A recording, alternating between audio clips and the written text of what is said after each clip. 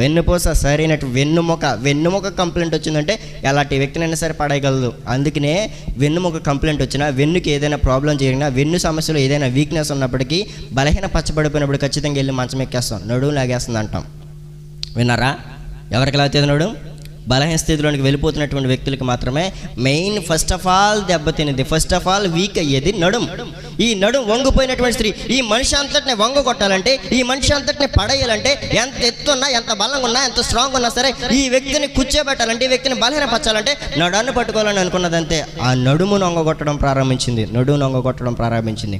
చెయ్యి వంగొట్టినా వేరే పని చక్క పెట్టుకోవచ్చు, కాలు వంగొట్టినా వేరొక పని చక్క పెట్టుకోవచ్చు. నడుము వంగొడితే మాత్రం ఎక్కడికే కదలేం, ఏమి చేయలేం, నిస్సాస్థితిలోనికి వెళ్ళిపోతాం. ఈ స్త్రీని పట్టింది ఈ నడుమంగు కొట్టినటువంటి ఈ యొక్క దెయ్యం. ఈ దెయ్యం 18 సంవత్సరాల నుంచి వదలంటే వదలంటుంది.